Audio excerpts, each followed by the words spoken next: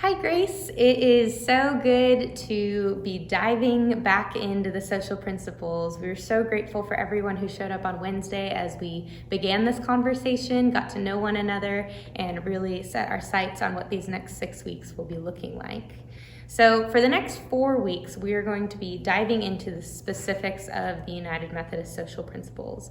And we're starting off with the community of all creation. And so this is the topic that really focuses on our creation at large and our role in being stewards of it. So you will see when you look at the social principles, which we encourage you if you have time to skim through them before we gather on Wednesday, but there's a preface that grounds us theologically and biblically in the state of the world as it is, and in turn what God might want and how we might join in that work. And then after that, there are 2 sections with the specific principles. The first is creation in peril, so really assessing the world as it is and our role in it. And then the second is stewardship of creation, talking about, again, what we can do as people of faith to respond to the injustices we see around us. So starting in the preface, it says, rather than treating creation as if it were placed here solely for humanity's use and consumption, we are called to practice responsible stewardship and live in right relationship with the Creator and with the whole of God's creation. And like we said on Wednesday, a lot of the social principles is rooted in Scripture. And so this particular part is rooted in Scripture from Genesis 1 and then a couple other places. But I'm going to read part of Genesis 1. I'll be reading verses 26 and 31.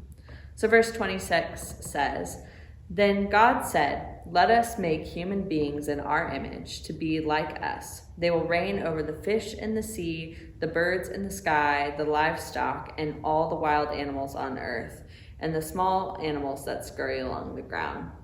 And then it goes through the story of creation. He creates the plants and tells the humans about the plants so that they can care for them. And then it says in verse 31, "Then God looked over all he had made and saw that it was very good. And evening passed and morning came, marking the 6th day." And so this is just the beginning of our call to care for creation well and to make sure that we are taking care of what we've been given. And then the last sentence in the preface really helps us to name theologically why we should care about creation. And it reads, "We recognize we are interconnected members of complex ecosystems, intricate webs of life, all of which have their origins in God's gracious act of creation." So as we just heard from Carly in Genesis 1, we see all that God had made and that God called it good. And now we are naming that as humans in a very particular context, we are connected to everything around us that lives and breathes, as well as things we can't even see. And so this is just reminding us as we really talk about these social principles as to why we should care theologically, and that's because we're all connected. So looking to the first section, creation in peril, you'll see different topics that we will be diving into on Wednesday. A couple to name are global warming and climate change. And so this is the section that really names the state of the world as it is. One section reads, "We acknowledge that unsustainable human activities have placed the entirety of God's creation in peril. Further, we confess that the degradation and wholesale destruction of the natural environment threatens unprecedented harm, bringing danger to human and non-human life alike." So we can see here that the United Methodist social principles are pretty clear of the state of the world as it is, and it is in peril. And it names that we as humans have been key players in why the world is in the state that it is. And so we're going to talk about what that means for us and also how we are maybe seeing that in our day-to-day lives as well.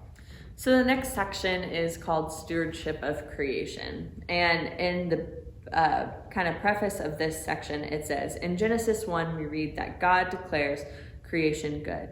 And we read in Genesis 2 that God took the human and settled him in the Garden of Eden to farm it and take care of it. The goodness of God's creation and the value given to every part of it call people to respect, protect, and care for creation and all the interrelated aspects of it. And so in this section, we'll talk about some different topics like food justice, sustainable policies, and caring for all creation. And this little blurb that we took from it is basically just laying out that we have a lot of work that we have to do to care for creation. We have to make sure that everybody's getting enough nutrition. We've got to make sure that we're taking care of our soil well and taking care of our surrounding areas when we're farming. Maybe even it's looking into creating crops that don't require as much tilling on the soil, that help it kind of refresh during crop seasons.